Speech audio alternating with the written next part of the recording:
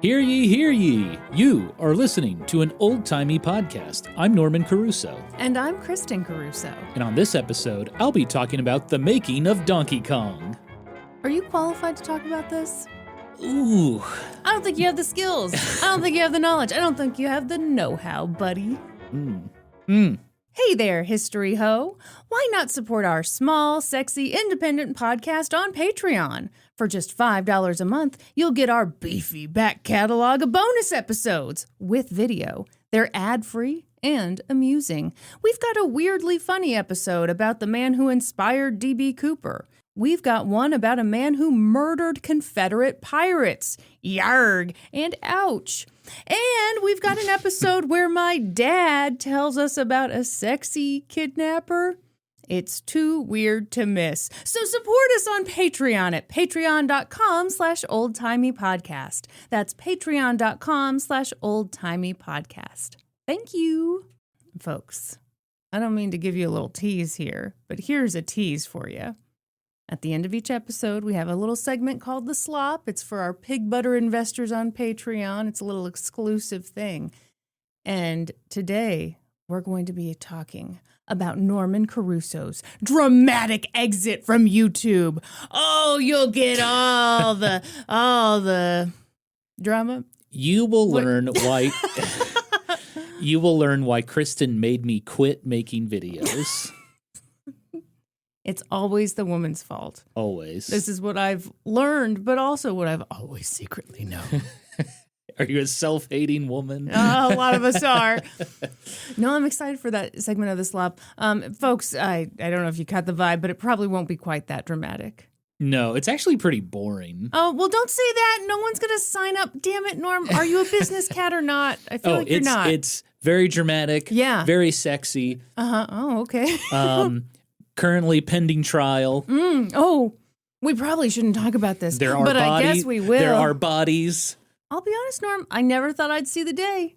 Never thought I'd see the day that you'd be bringing your video game stuff into these hollowed walls of this podcasting studio. But I'm excited for today's topic. Thank you.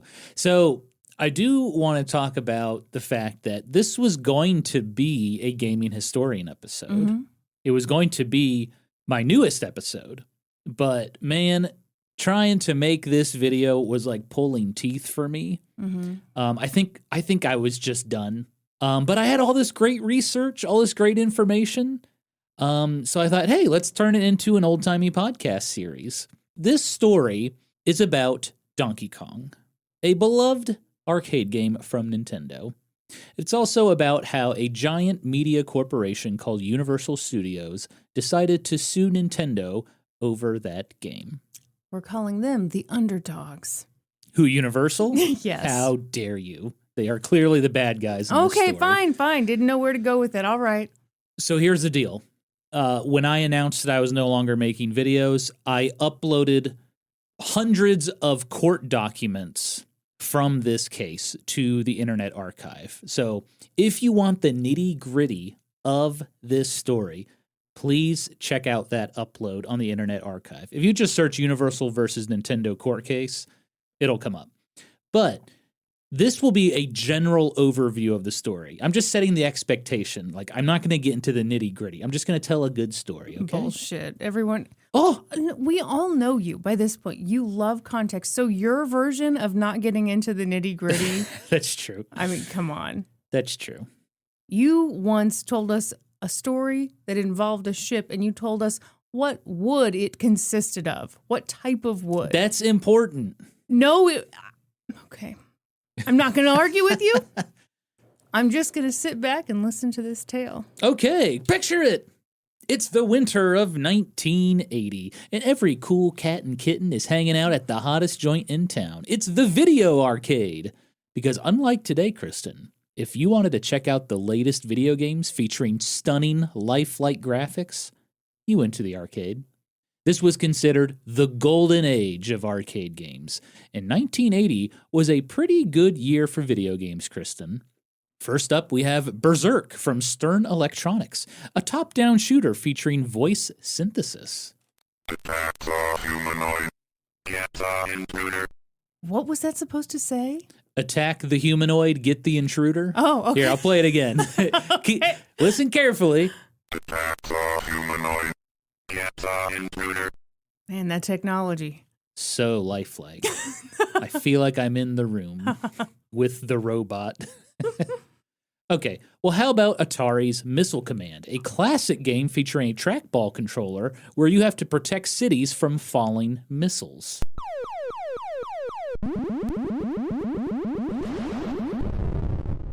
Kristen's looking at me with glazed eyes. No. She has no idea what's going on. No, here's the thing. Like, you would think that as the gaming historian's wife, I would know a little more about video games, but I really don't. My favorite thing about Kristen Oh, here we go. with video games was growing up, she loved Super Mario World. Shut up. But she Oh, could no. never beat Super Mario Norm, the World. video game nerds are going to love this Hang episode. on. They're going to come run into it, and then they're going to hear this story about me. I think it's charming and cute. Kristen actually didn't know that you could beat the game and it would end. She just thought there were endless levels of Super Mario World. I was so bad at video games, but I did enjoy them. But yeah, I was so bad that it was not until I was an adult and I met you that I realized that video games all end. Some actually don't. Some are endless, but Okay, but not the ones I wasn't playing Sims just Right. going on forever, Norm. I Right. was in second grade playing Super Mario World thinking, wow, I can do this for the rest of my life. I will play this game for the rest of my life. I will make it a career somehow. Yeah, but I thought it was very special. One time we streamed on Twitch, us beating the game together, and that was a magical moment because you got to see the ending of Super Mario World. I was shocked. You had no idea. Oh my gosh, Bowser. I just thought he was a myth. Okay, Kristen, we talked about Berserk. You didn't seem that impressed with the voices. No. Talked about Missile Command. You were like, what the fudge is that? No, the sound of it sounded familiar. Sure. But none of those games, Kristen, compared to the highest grossing game that year, Namco's Pac-Man. Oh.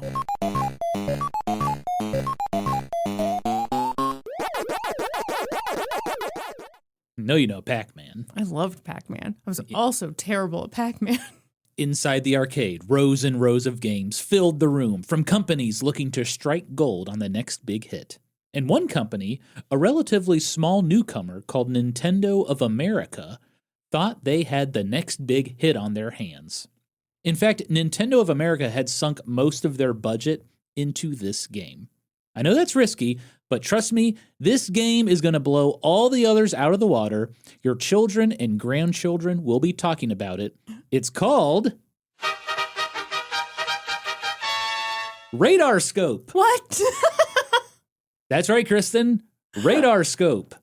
We were all waiting for you to say Donkey Kong. No, well, we're talking about the classic Nintendo game Radar Scope right now. No one has heard of that. Okay, if you've never heard of this game, that's understandable. Radar Scope is a mostly forgettable space shooter. It's pretty similar to games like Galaga or Space Invaders. It had some clever 3D perspectives. It had some cool colors, but Okay, you don't have to be this nice. It's not in the room with us, Norm. I'm just saying, not a super unique game, okay? But don't tell that to Nintendo. The Japanese company was banking on Radar Scope to help establish themselves in the North American video game market. So in December of 1980, Nintendo brought over an initial order of like 3,000 Radar Scope machines to sell to distributors. But by March of 1981, 3 months later, it was clear that Radar Scope was, what we call in the industry, a dud. Oh. Out of those 3,000 Radar Scope machines, Nintendo was only able to sell maybe 1,000 of them. So around 2,000 Radar Scope cabinets sat in Nintendo's warehouse, taking up a ton of room and collecting dust. And for all our hot young fans out there, these machines were like the size of refrigerators, right? Oh yeah, it was like an appliance. Okay. Yeah. It's not like your modern floppy disks that you see today, Oh, kids. I'm sorry, what? A floppy disk. I'm talking to the children, Oh, Norm. right. It's not like those zip disks you kids are using Yeah. today. Or USB thumb drives. People don't even use those anymore, I Okay. feel like. everyone, today, Norm's sister texted us and was like, do y'all still listen to CDs? And we were all like, CDs? What? Yeah, and honestly, I had to really think. I have not owned a CD in 15 years, I think. Hell no. Hell no. But Norm's sister still hanging on to all her CDs. Yeah, and her husband is trying to get her to clear some out. It's not going well. Some people hang on to the old technology. Yeah, and she found a bunch of old mixtape CDs from high school. Hell yeah. With the Sharpie designs on them. Randy's Fire mixtape, you know.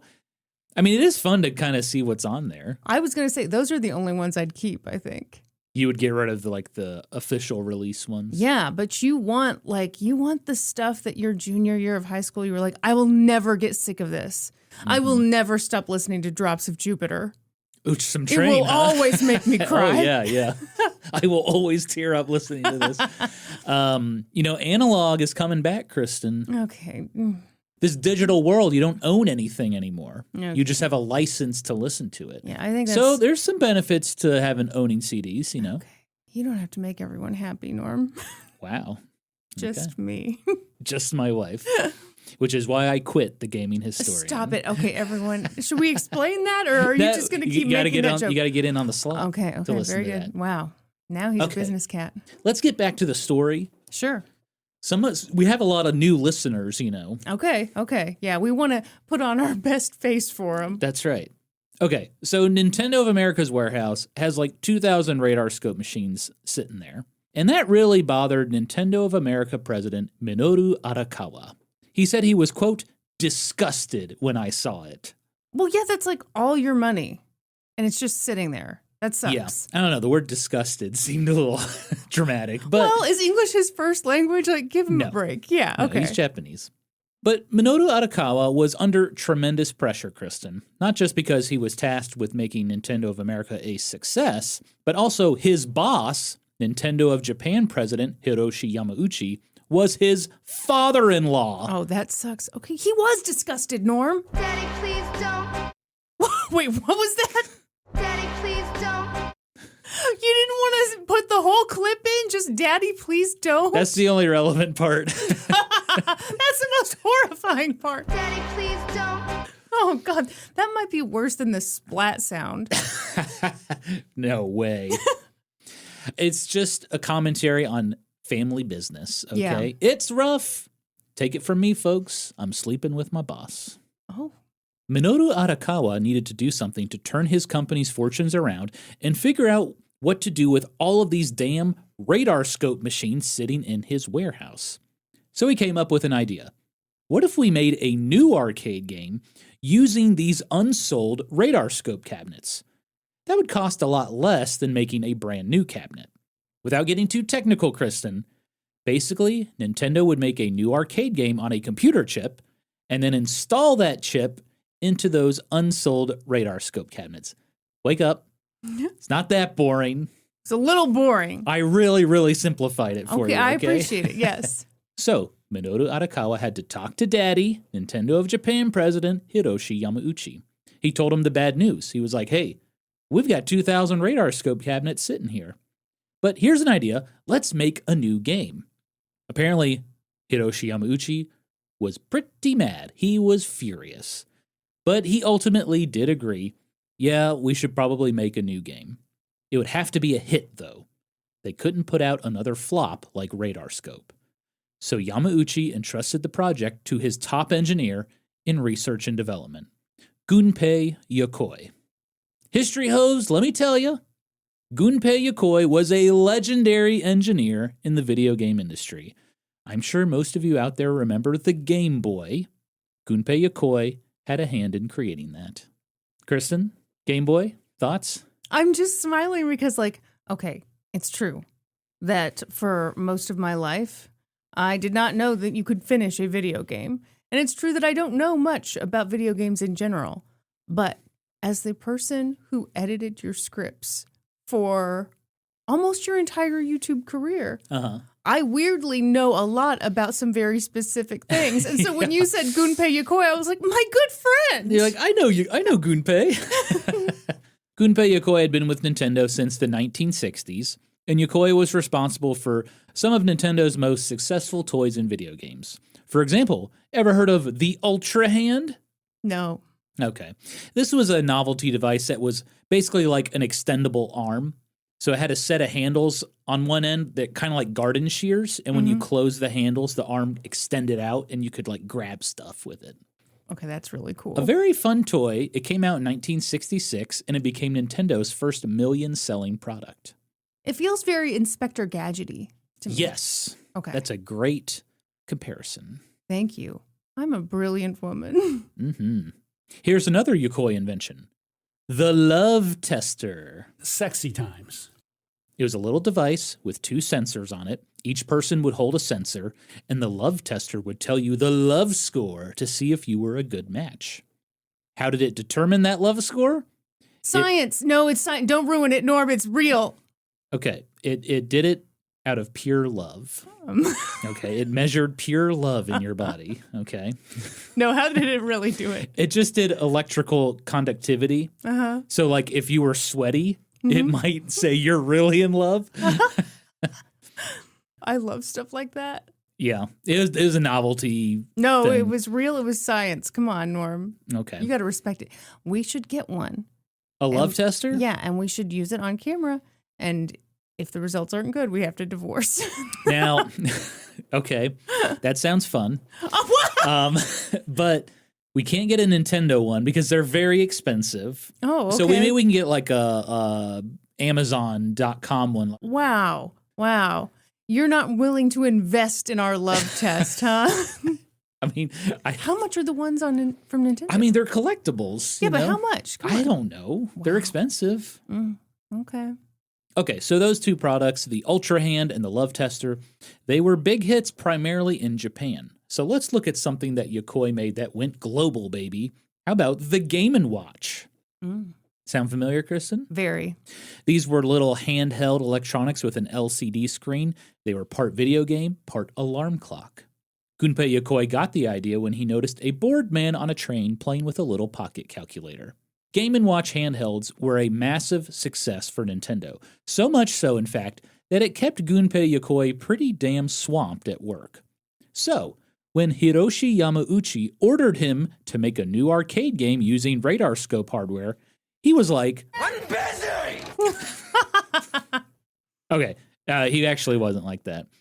You definitely did not want to backtalk Hiroshi Yamauchi. Yeah. He was a notoriously tough boss. Gunpei Yokoi was more like, "Yes, sir, right away, sir, we will make a new game." Wait, how tough was he? What'd he do? He was kind of, my way or the highway kind of guy. Uh-huh. He had some good qualities. He was a good businessman. Sure. So, like, when the Nintendo Famicom first came out, which is the Nintendo Entertainment System. Yeah. I guess it had like a bad batch of electronics in the first run. Yamauchi basically ordered all of them recalled, Yeah. and he put out ones that were fixed. And that cost Nintendo a lot of money. But he was like, "Hey, our reputation's on the line." Like, So had the media gotten out that, oh, this is a bad thing, and so then he no, Oh. it hadn't gotten out yet. There were just reports coming into Nintendo from consumers that were like, "My Famicom's not working." And he was, and the engineers were like, "Oh, here's why." And he was like, "Recall all of them. We're going to replace all of them." Very smart. Okay. Yeah. Okay. So Yokoi has to make a new game, even though. What's that from? Have you ever seen that movie Just Friends with Ryan Reynolds and No, Amy Smart? I never and saw that. Anna Faris. Boy, that's a deep cut. Yeah, it's not that good, but But I love that clip. I watched it quite a bit. So, on March 2nd, 1981, Gunpei Yokoi organized a meeting with some engineers and designers, and their mission, come up with a new arcade game to replace Radar Scope. But there were a few ground rules, Kristen. First of all, no space shooters. We tried that with Radar Scope. It did not work out. Also, no racing games. They're a dime a dozen right now. We don't want to make a racing game. Okay, with those rules in mind, the group started brainstorming. Well, what if we... never mind. Well, how about... Oh, wait! I've got it! We'll make a game where in the middle of the screen, there's like the sun, and then there are like birds flying around the sun. And if any birds get too close to the sun, they're going to plop out boiled eggs. Wait, so you're playing as the birds in that scenario? Yeah, so it's not really clear what the game was about, okay? That was just one of the ideas they had. That's terrible. Well, you know what they say. There are no bad ideas in brainstorming, Kristen. I think we've found the exception to that rule. So it's pretty obvious the group was struggling to come up with a new idea. So Gunpei Yokoi finally gave up and he decided, you know what? We are going to make a Popeye game. Was Popeye still popular around this time? Yeah. Okay, yeah. In Japan, too. Okay, cool. Yeah. Boy, that just goes on forever, doesn't it? Yeah, I let it go for a while. Sorry about that. Now, not that other clip. That other clip you cut really short. Oh, wait, this one? Daddy, please don't. Yes. But Popeye, you were like, let's do the whole podcast with Popeye in the background. I was planning on talking while the Popeye theme played, but we're going to axe that. Oh, okay. This production is ruined. I'm sorry. Thanks to my co-host. I apologize. Okay, so at that time, Kristen, Gunpei Yokoi and his Game & Watch team were making a Popeye Game & Watch. So they thought, yeah, why not make an arcade game too? You know, the two products would pair up nicely. So from there, Gunpei Yokoi and his team created a basic framework. This new Popeye game would follow a very simple plot.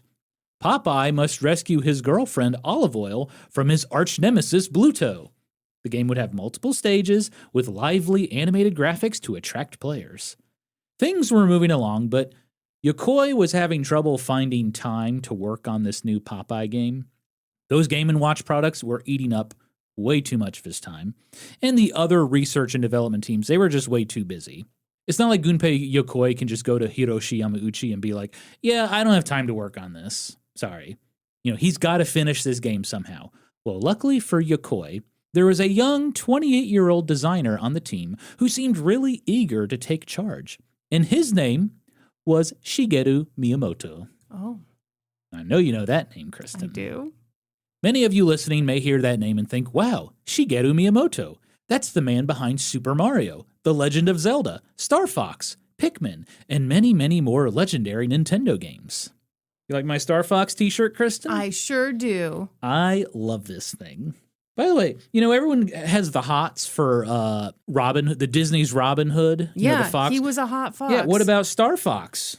Check him out. Oh, okay, you want my honest answer here? Yeah. That outfit is ugly. Oh, wow. Well, he's from the future. Well, I'm not ready for the future. I can do Dippin' Dots. That's as far into the future as I can go, my friend. Did you see the bulge? Well, show it to me again. That is a sizable bulge, I gotta say. But also, he's got bulging knees. I'm wondering if he's got some fluid retention going on. Wow. I'm just, give me the fox from Robin Hood any day. Yeah, he may need a checkup before his next mission. So yeah, Shigeru Miyamoto, legendary game designer, Super Mario, Legend of Zelda, Star Fox, Pikmin. But back in 1981, he was just a young artist working in Nintendo's creative department. He mostly did artwork for arcade games, including Radar Scope. But Miyamoto had a strong desire to get into game design and development. And with everyone else working on other projects, this new Popeye game kind of fell into his lap. Miyamoto himself admitted that he only got his first chance to make a game because, quote, no one else was available. Gunpei Yokoi must have seen promise in the young Miyamoto, because on March 16th, 1981, about 2 weeks after that first brainstorming meeting, he put Miyamoto in charge of the new Popeye game. Yokoi would stay on in a mentor role, with final say in all decisions. Miyamoto was clearly excited. In his work notebook, he scribbled down that he was now directing the game. He also wrote down notes on what kind of game he wanted to make. He commented that Pac-Man fever was dying down in Japan, maybe an indication that this shouldn't be a maze game. The game should be non-space themed, easy to play, have multiple levels. Miyamoto also wrote down the names of 4 arcade games. They were Deep Scan, which is a submarine simulator, Defender, a horizontally scrolling space shooter, Rally X, which is a maze game where you drive around collecting flags, and Space Panic, which is a platforming game where you climb up and down ladders trapping aliens. I'm not sure what the context was for this list. Maybe they were just games Miyamoto really liked. Perhaps they would serve as an inspiration for this new Popeye game. It was just something interesting I observed from the court documents. Okay, so one's a space game, one's a racing game, one's a submarine game, and another is a what? And then Space Panic, which is a platforming game where you climb up and down ladders. To me, it sounds like he's establishing here are the 4 main categories of games that are out right now. Okay, that's interesting. Possibly. Thank you. Now, I will say, Space Panic definitely has Donkey Kong vibes. So there's no doubt he was inspired by Space Panic. Okay. Also, Space Panic is an amazing name. You like that? I really like it. It's Panic, but in space. It's even scarier. That crew on the Artemis 2, they've got Space Panic. So either way, Shigeru Miyamoto was excited to make this game. He regularly worked on the game at home after hours. And Miyamoto and Yokoi met up regularly to discuss progress, although it was pretty informal. Sometimes they met for 5 minutes, other times they met for a whole hour. And by March 21st, 1981, Miyamoto had come up with a conceptual drawing for the first level of this Popeye game. And Kristen, this conceptual drawing was the coolest thing I found in those court documents when I scanned them from the National Archives. This is original research, people. Wow. Only on An Old Timey Podcast. Because this drawing, it really gives us a great sense of what the Popeye game was going to be like. And for anyone who has played Donkey Kong before, some of these things we're going to talk about might sound familiar. So, the first level of this new Popeye game was called Barrel Attack. The level took place in a port. Obviously, Popeye is a sailor. Sailors hang out in ports. Duh, it's nature. On the screen were rows of gangways lined vertically. You know what a gangway is? Okay, well, I'm picturing the game in my head, but I've never in my life heard the term gangway. So it sounds terrifying. Sounds worse than Space Panic. It's the ramps people use to get on and off a ship. Okay. You know, like cruise ships or Titanic had gangways, I'm sure. So the objective was for Popeye to make his way up the gangways using ladders to reach the top where he could rescue Olive Oil. But standing in Popeye's way is Bluto, who is constantly throwing barrels down on him. But there were more than just barrels to contend with. Popeye would have to avoid enemies Miyamoto labeled as Ojama Mushi, which literally translates to disturbing insects. Which, man, I love translations sometimes. A good literal translation is pretty fun. Disturbing insects is very funny to me. Yeah. Another interesting feature of this game, Popeye couldn't jump.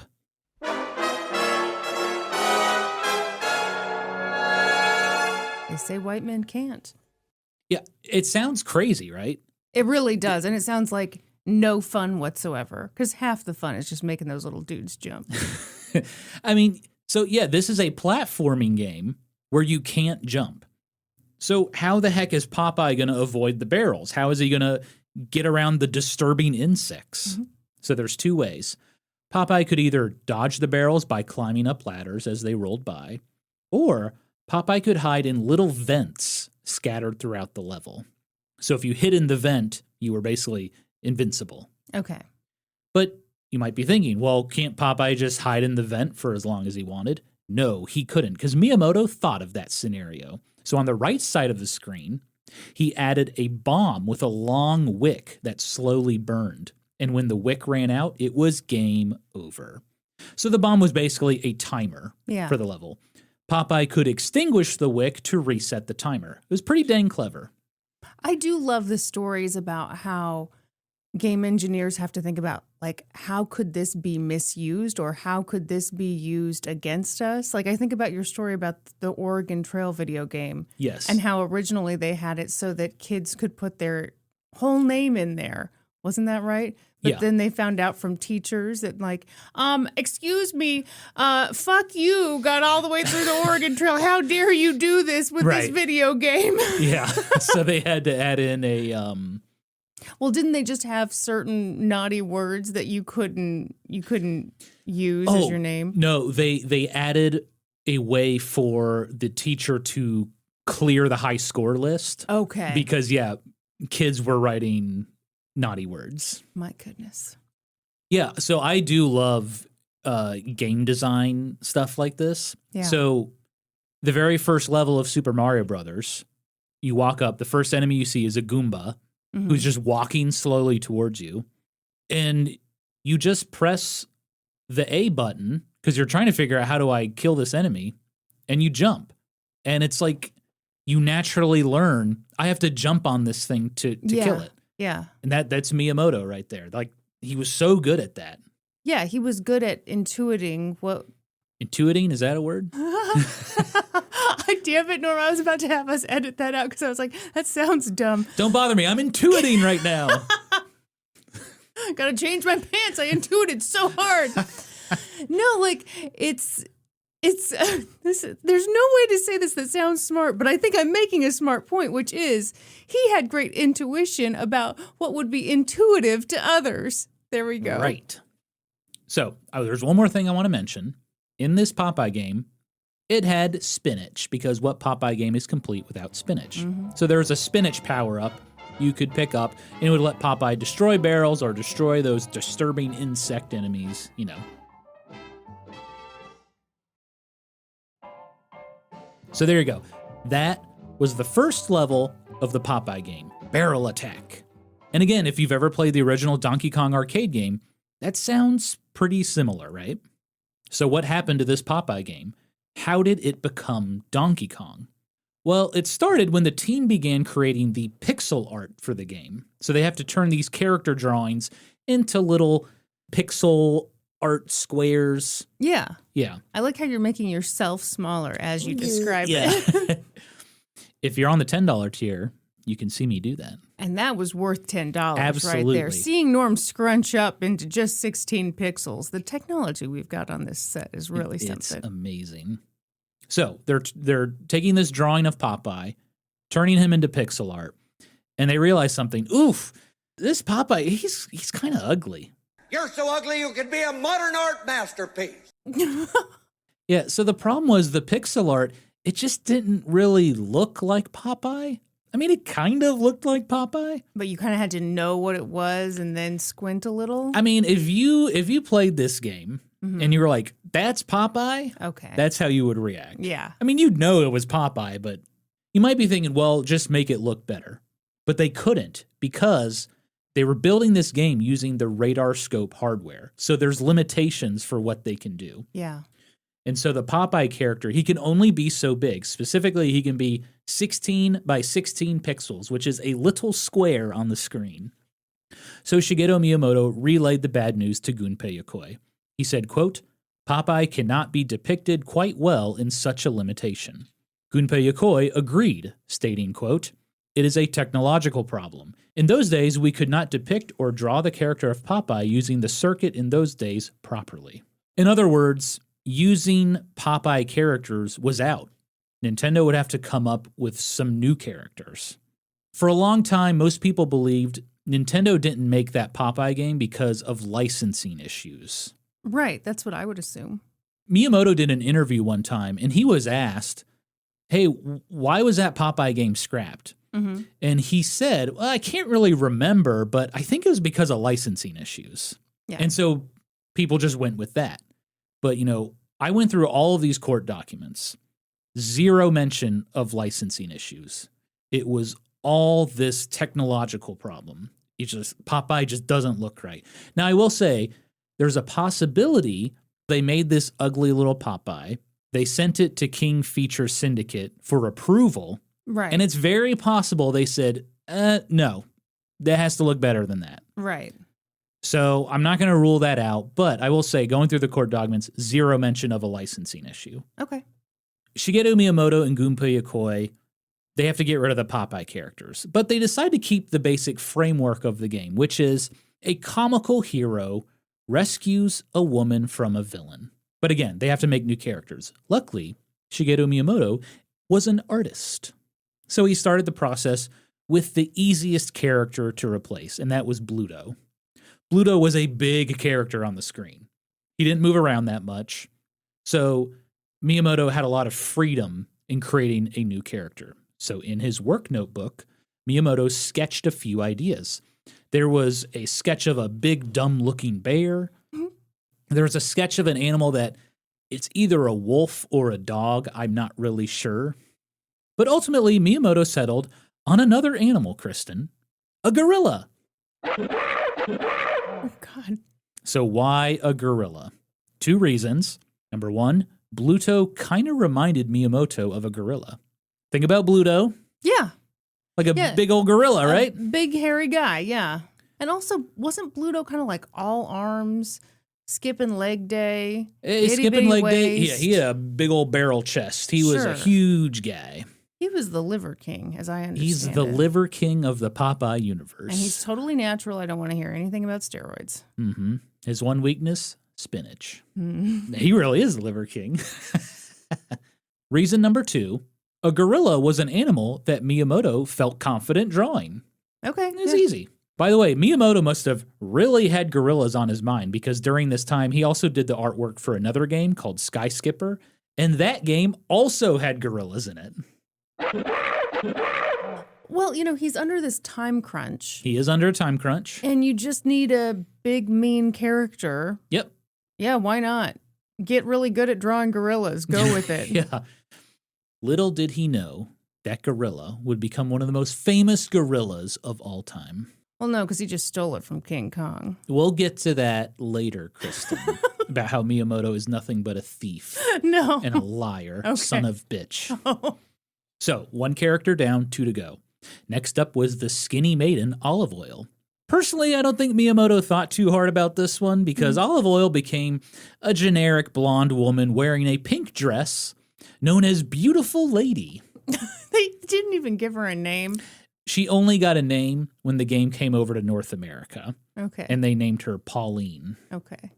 The final character to replace was Popeye, and Miyamoto would save his best work for last. So, he's working within those graphical limitations, and Miyamoto used every design trick in the book. So he created an ordinary-looking man, an everyman. He wore red overalls and a blue shirt, strong, contrasting colors to make him stand out from the background and help define arm movement. Instead of detailed facial features and like a distinct hairstyle, Miyamoto just gave him a hat. He gave him a big nose. He gave him a mustache. And what resulted was the most famous video game character of all time, Mario. Although at that time, he was not called Mario. He was called Wario. No. No, that would not come until the early 90s, Kristen. I'm just trying to trigger the gaming historian here, folks. So yeah, he wasn't called Mario at first. Originally, the team called him Osan, which is a generic term for a middle-aged man in Japan. Okay. Okay. Miyamoto wanted to call him Mr. Video, but that got scrapped. And Mario's first official name was Jumpman. Take a guess why. 'Cause he jumped. That's right, Kristen. So Miyamoto's game had new characters. So why not change the setting as well? Because it would be kind of odd to find a gorilla in a sailor's port, right? Miyamoto and Yokoi looked at the port's level design and thought, well, if we really want to make this easy, we could just say this is a construction site. I mean, these gangways, they kind of look like girders. And, there would definitely be, what a girder is, Kristen? No, that's not why I'm making that face. I'm like, why is it totally unreasonable that a gorilla would be at a port, but it's totally normal that you'd find one in a construction zone? I don't think that... Well, What? Hang on. No, you hang on. That's ridiculous. For a long time, everyone thought that Donkey Kong was a Popeye game and that it always took place at a construction site. And it was based on this old Popeye cartoon from like the 30s where Popeye battles Bluto at a construction site. Okay. But these court documents say otherwise. It was originally took place at a port because Popeye is a sailor, duh.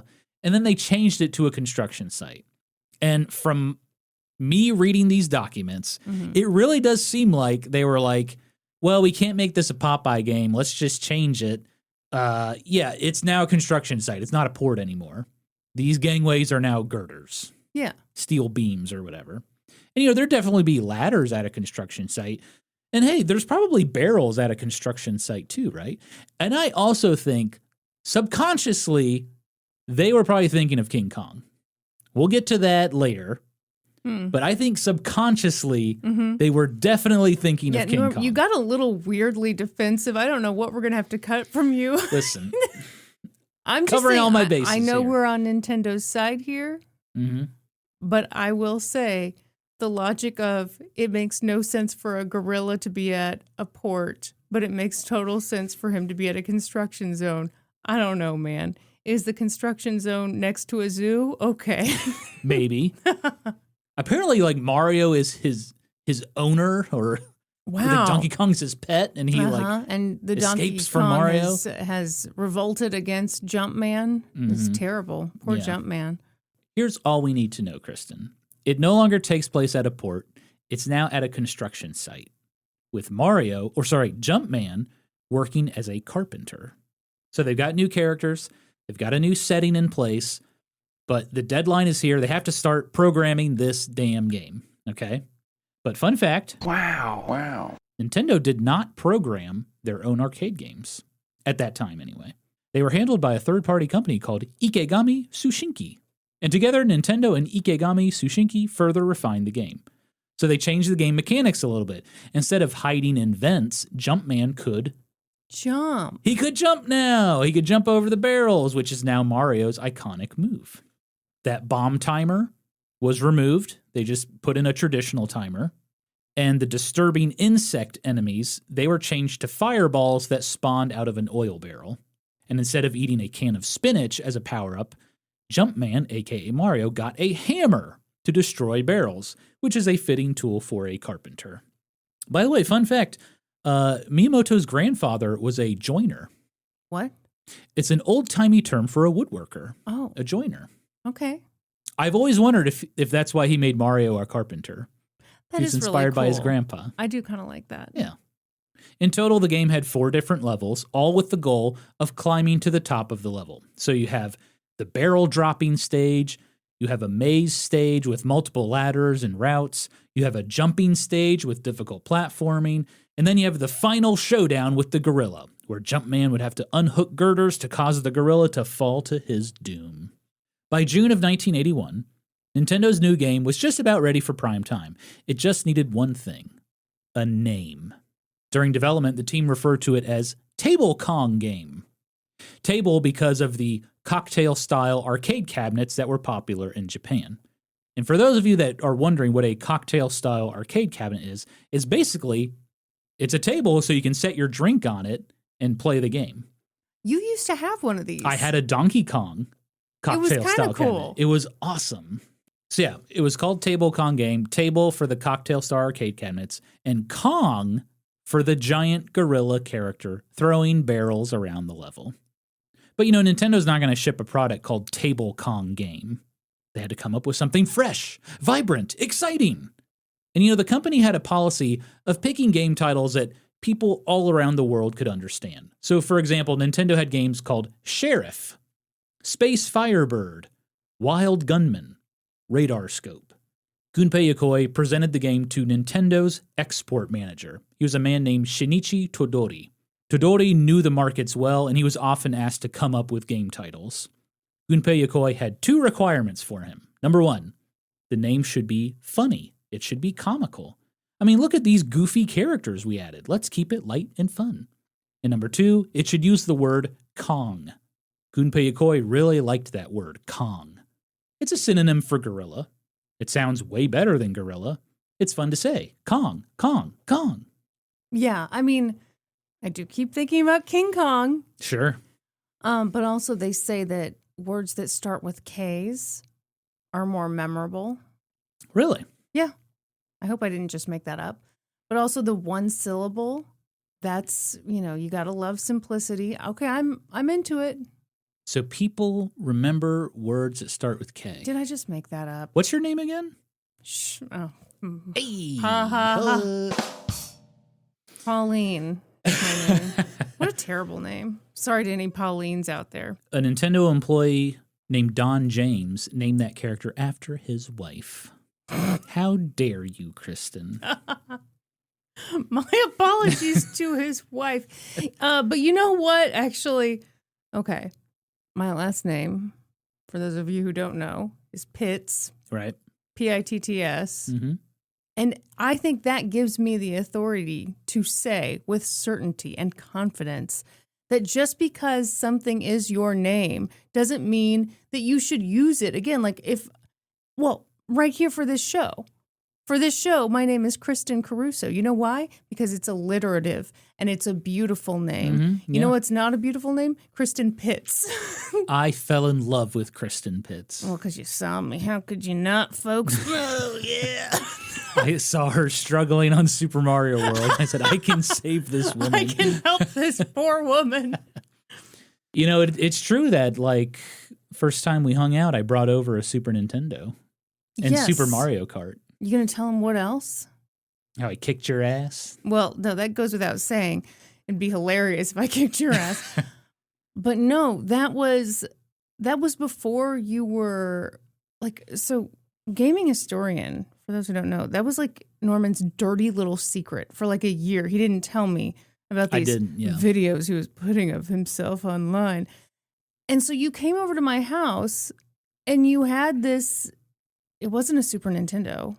It was Super Nintendo Model 2. So it's a much smaller Super Nintendo. Right. So you came over.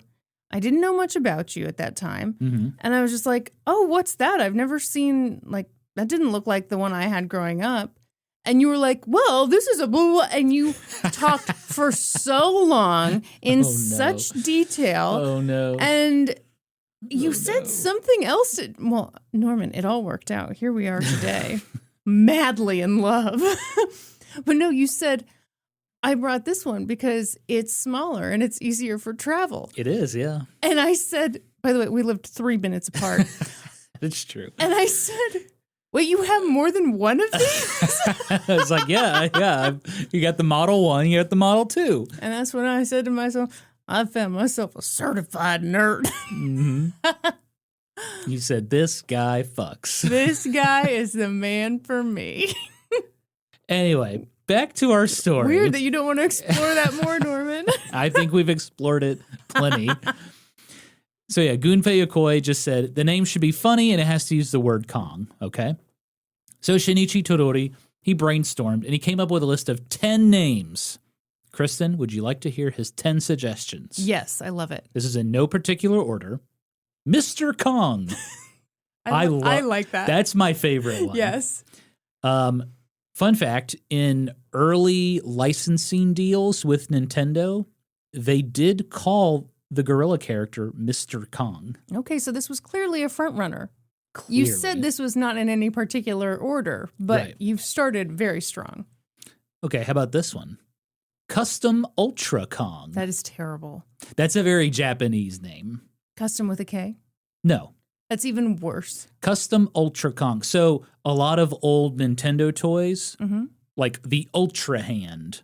Okay. They had the Ultra Machine. They liked that word Ultra. Yeah, but why custom? You know, I'm not too sure about Why that. give him 3 names like a serial killer? That's too much. Mm-hmm. It's even weirder. It's custom and then Ultra in parentheses and then Kong. That is weird. Yeah, I don't know. I don't know about that one. I like it. All right, how about this one? Kong Chase. Wait, this is for the character's name? Kong. No, this is for the name of the game. Oh, the name of the game. Name of the game. Sorry, say that again. Kong Chase. Okay, yeah, you're chasing that Kong. Mario's chasing Donkey Kong, sure. Oh, but you know what?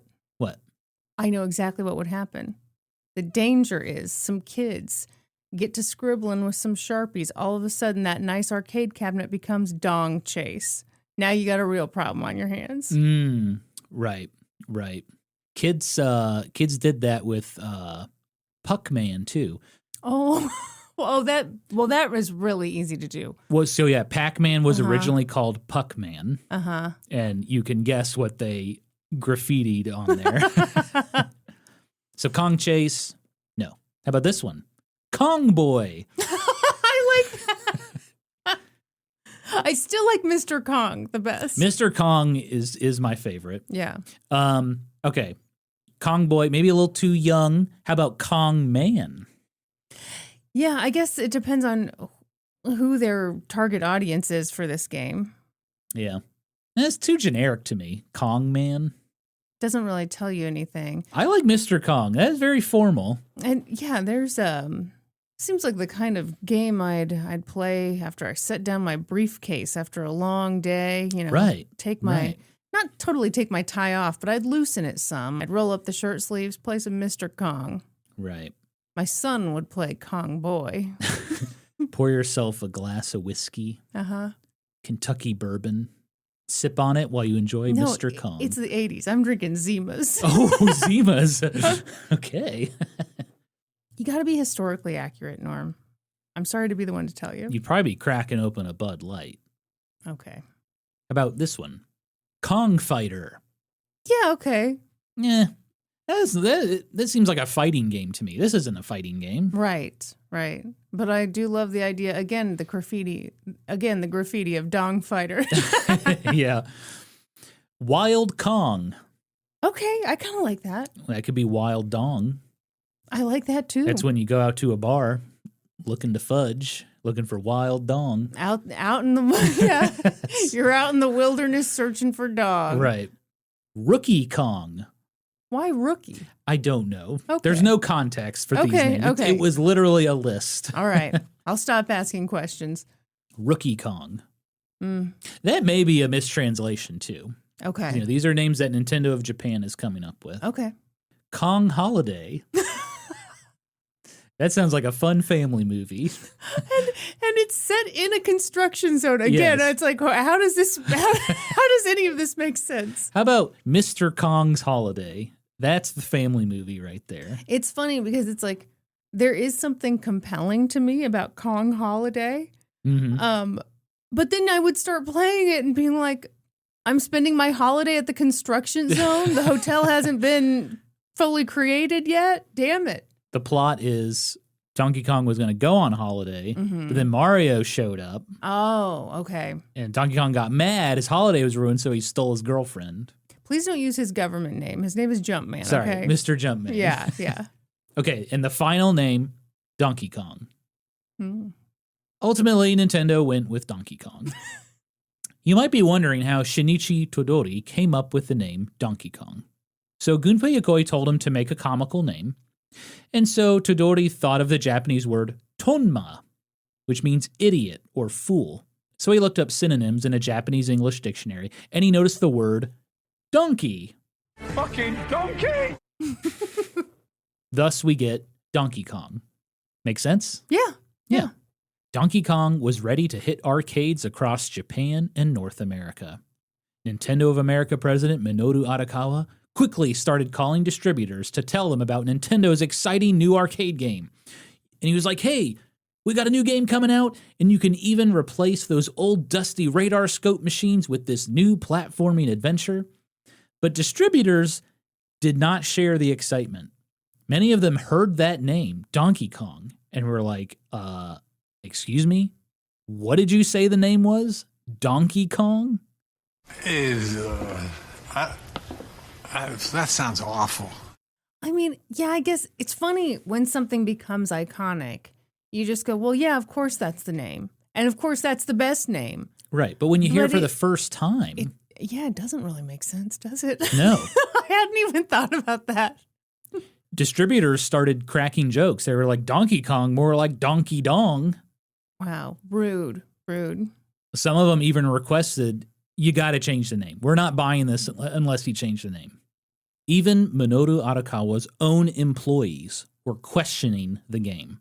They were like, our entire business rests on the success of a game called Donkey Kong. So Arakawa panicked a little. He quickly called Nintendo of Japan and was like, look, people are not into the name Donkey Kong. Can we maybe change the name at least for the North American release? But Nintendo of Japan responded,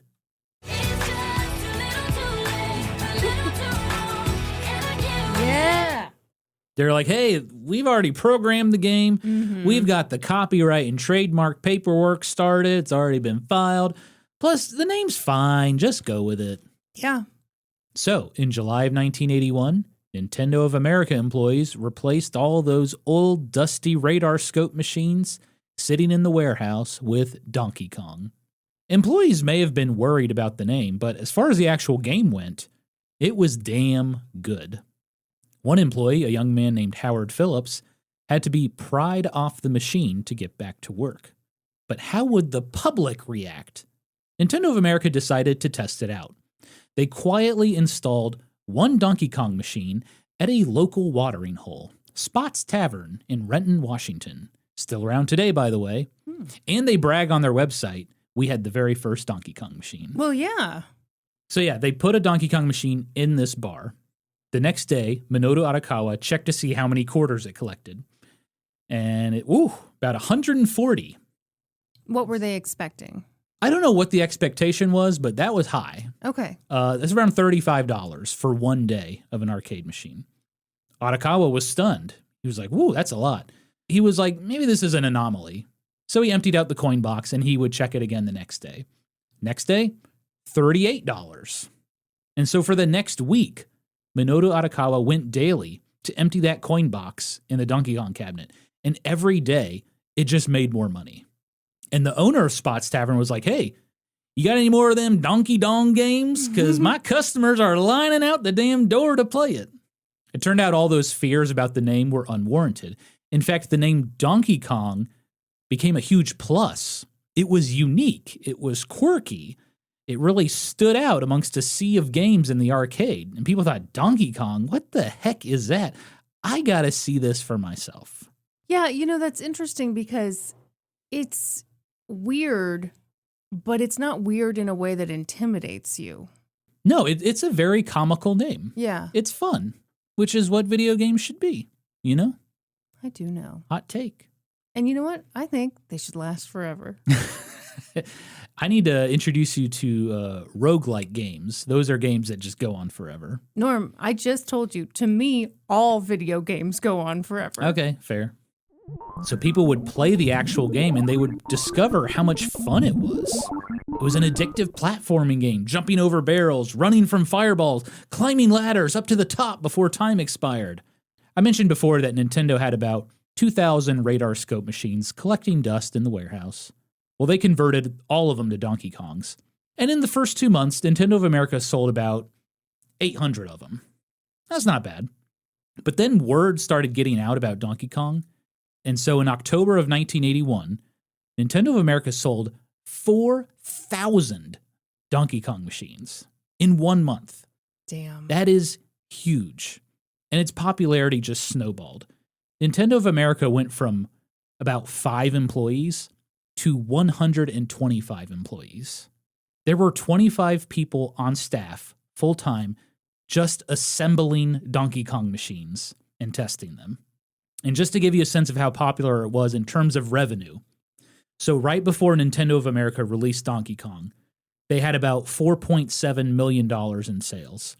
A year later, after Donkey Kong came out, Nintendo of America had $111 million in sales. Holy crap. So $100 million bump from that game alone. That's amazing. Yeah. And it was wildly popular in Japan as well. Players just could not get enough of this addicting platforming game with its colorful cast of characters. And pretty soon, other companies, they came knocking to cash in on this craze. According to the book Game Over by David Sheff, a company called Taito, the makers of Space Invaders, they offered to buy all the rights to Donkey Kong for a ridiculous amount of money. But Minoru Arakawa said no, even though apparently people advised him, oh, you should take that money. How ridiculous are we talking? It never said. Okay. It just said it was a very large amount of money. All right. So with Nintendo retaining control of Donkey Kong, they started licensing out the characters to other companies for merchandise, TV shows, video games, and more. So Milton Bradley got a license. They made a Donkey Kong board game. Mm-hmm. Ralston Purina made Donkey Kong cereal, which was sweet little corn barrels. I think it tasted like Captain Crunch. I mean, it sounds very Captain Crunchy. Or maybe corn pops. Yeah. You know. House Glass made Donkey Kong mugs. Manton Cork made Donkey Kong-themed chalkboards and cork boards. Animation studio Ruby Spears wanted to add Donkey Kong to their Saturday Supercade cartoon show. Video game giant Atari obtained the exclusive rights to make Donkey Kong for home computers. Toy company Coleco obtained the exclusive rights for a home cartridge version of the game. By the way, Coleco, Cabbage Patch Kids? Oh, big fan. Mm-hmm. But you know, Kristen, some companies wanted in on that Donkey Kong craze without actually paying for the rights to do that. Sure. For example, there is a bootleg version of Donkey Kong being sold across North America called Crazy Kong. Mm. And then there were bootleg versions of that bootleg game called Kongorilla, Big Kong, Donkey King, Monkey Donkey. It's bootlegception here. I like Big Kong. I like Monkey Donkey. Well, yeah, that's clearly the favorite. I'm just still thinking about the graffiti possibilities because I am 12. Right. Oh, I see. Big Dong. Yes, you do see because it's right in gotcha. your face. You monkey Like a donkey. like a donkey's dick. Fucking donkey! Yeah, there were tons of bootlegs. And that made going after these companies tough. One Nintendo attorney said, quote, "We just can't get to the manufacturer. We close somebody down, and a week later they reopen in someone's garage." Ironically, for a video game company, this is whack-a-mole.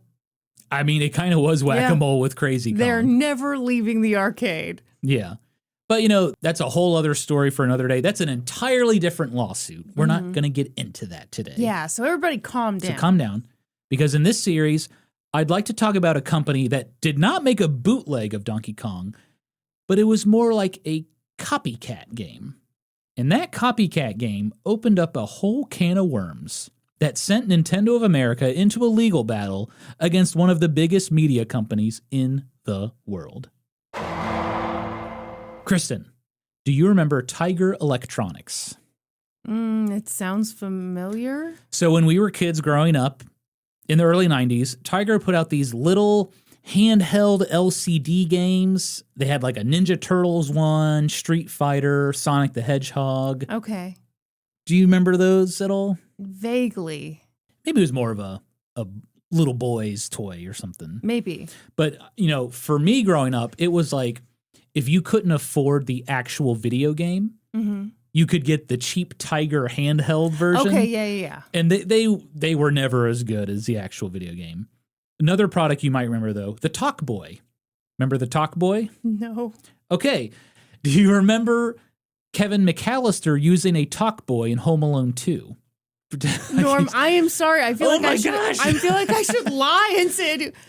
Okay, wait. I'm going to play this. Wait, is that the one where like, yeah, you'd push the different buttons and it would say different stuff? So you could record stuff, and then you could play it back normally or in slow motion. Okay, yeah, and it would alter the voice. Yeah. Like, do you remember this scene?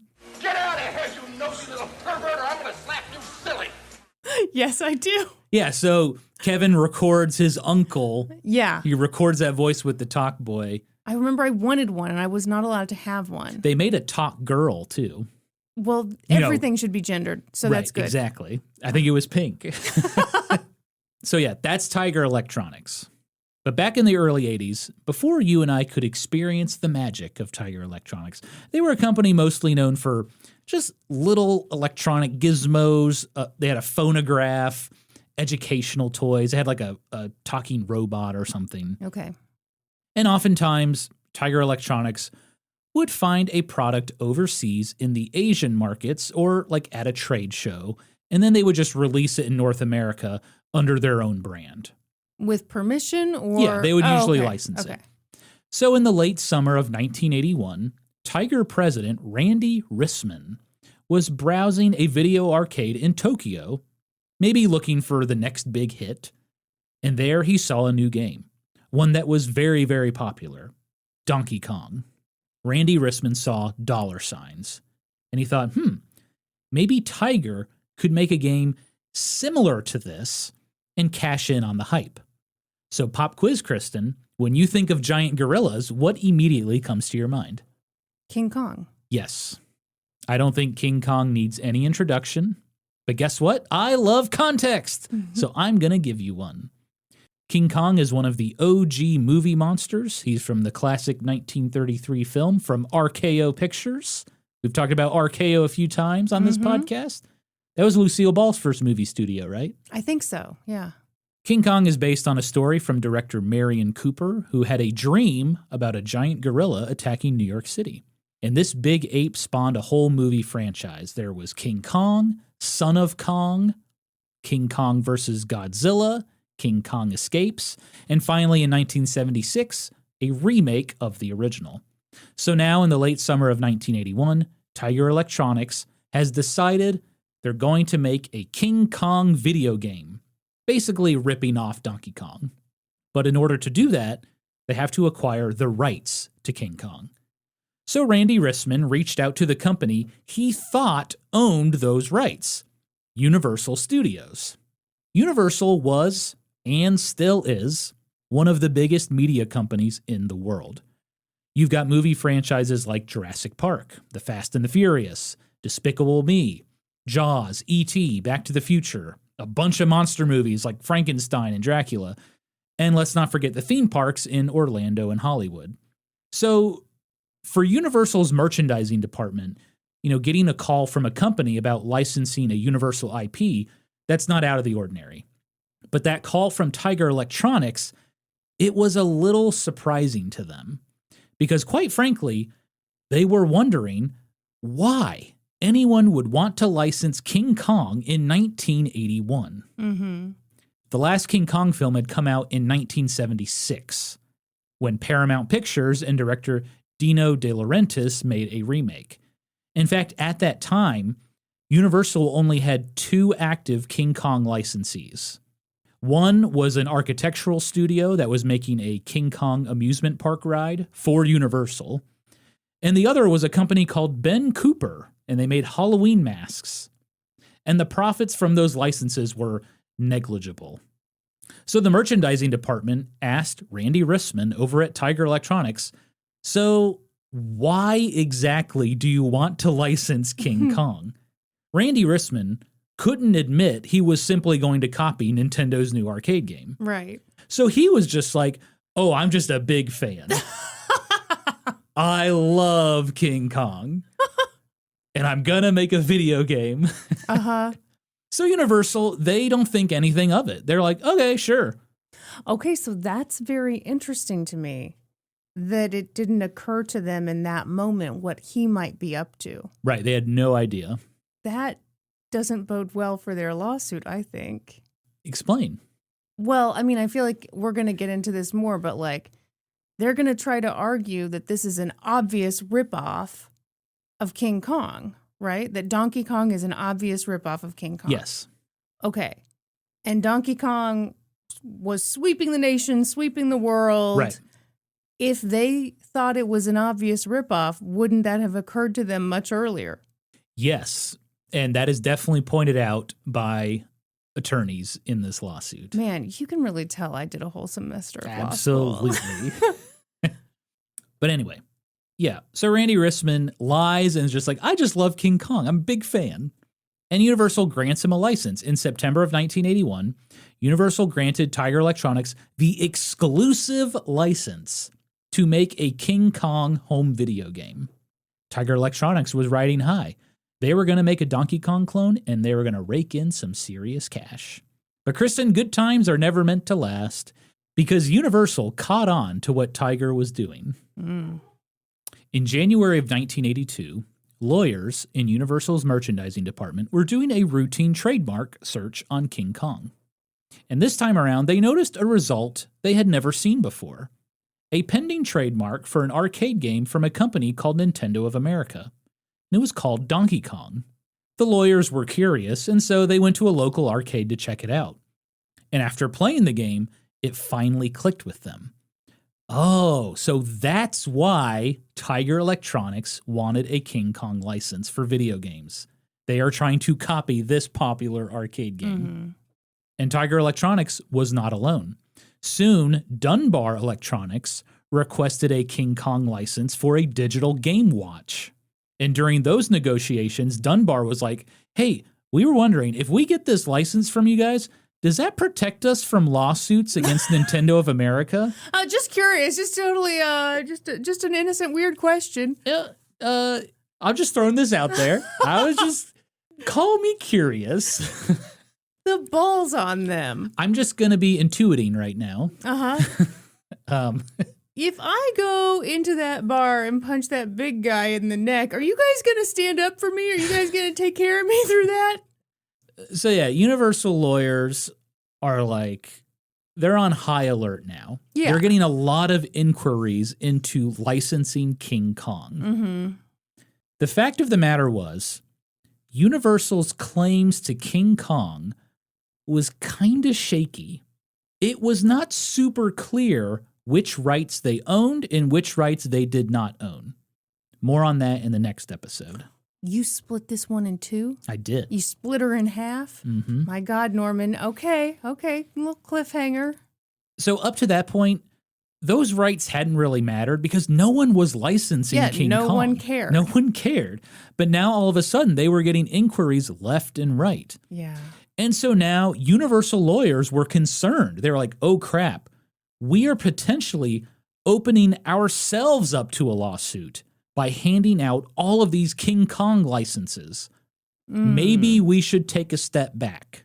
And so Universal's merchandising department decided they were going to turn down Dunbar Electronics for their little King Kong watch they wanted to make. Which definitely wasn't a ripoff, so everybody calm down. Definitely not. They went a step further. They removed King Kong as a licensable IP from their catalog.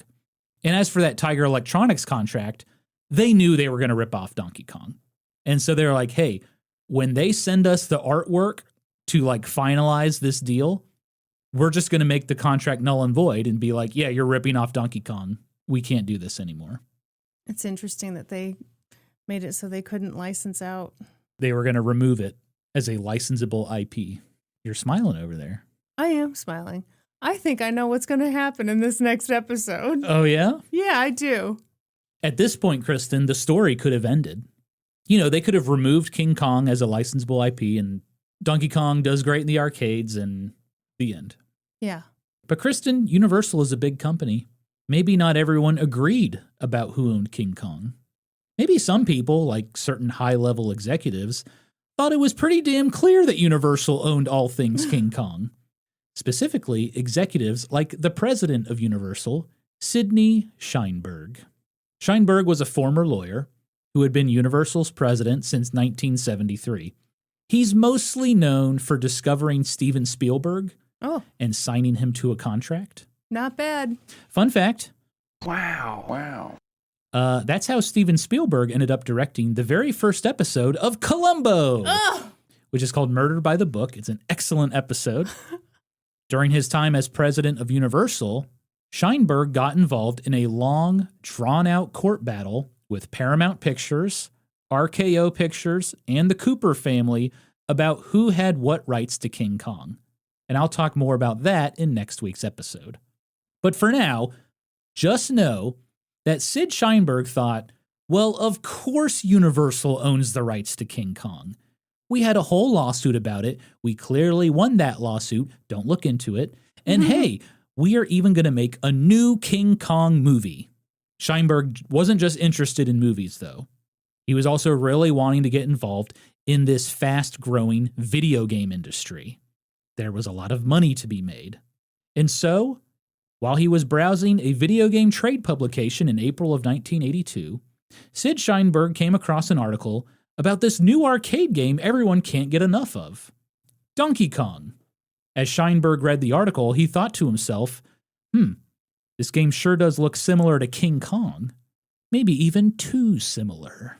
And so he sent a copy of the article to one of his vice presidents, Robert Haddle, with a simple 2-word message: please investigate. So Robert Haddle took his kids to a local arcade one afternoon to play the game. And Haddle took some notes. Okay, this is a game about a giant gorilla, kidnaps a woman, climbs up a tall structure, has the word Kong in the game's title. In his opinion, Donkey Kong and King Kong were substantially similar. Robert Haddle reported back to Sid Sheinberg with the news. I think we might have a case here. On the next episode of An Old Timey Podcast, Universal sues Nintendo of America. I'm so excited, Norm. Oh, yeah? Yeah, this is great. Thank you. Well, you broke all of our hearts with last week's episode. Oh, about Hachi the dog. Yeah, we couldn't handle it, sobbed the whole way through. This is a lighthearted one. Yep, no one dies. Yeah, what's the worst that can happen? Jumpman gets caught in a can of spinach? We're not worried. Why did Popeye eat cans of spinach? That's the most disgusting way to consume spinach. Future topic? Why did he eat canned spinach? I don't know, just the history of Popeye. Okay. We would figure it out in that episode. All right. Well, I guess we should now get into the slop. Ooh, okay.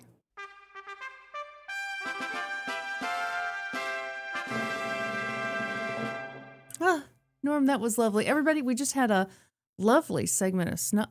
I almost called it snot. It's slop. We're changing the name. Disgusting. Changing the name to snot. No, that was good. Norm just kind of told us about the decision to end the Gaming Historian channel. Yep. I did not expect all those hot, juicy stories, but boy, you came with them. That's right. We appreciate it. Hey, I got to give the pig butter investors their money's worth. Uh-huh. And I gave it to them, baby. That's right. So next week, we're getting episode 2, Electric Boogaloo. We're getting the court case. Yep. It's happening. I'm excited, Norm. Thank you. And it's just a 2-parter. So You're not going to do 7 parts? For those of you who don't like series, don't worry. There's only a 2-parter. But yeah, next week we'll talk about the court case and the outcome and all that jazz. Yeah. All right, Norm, you know what they say about history hoes? We always cite our sources. That's right. For this episode, I got my information from the books Game Over by David Sheff, The History of Mario by William Audureau, plus documents from the Universal versus Nintendo court case scanned by yours truly from the National Archives. Check the show notes for more information. That's all for this episode. Thank you for listening to An Old Timey Podcast. Please give us a 5-star review wherever you listen to podcasts. And while you're at it, subscribe. Support us on Patreon at patreon.com/oldtimeypodcast. Join the Reddit community, r/oldtimeypodcast. Follow us on Facebook and YouTube and Instagram at Old Timey Podcast. You can also follow us individually on Instagram. She is the beautiful Kristen Pitts Caruso. I go by Gaming Historian. And until next time, toodaloo, ta-ta, and cheerio. Bye. Bye. See ya.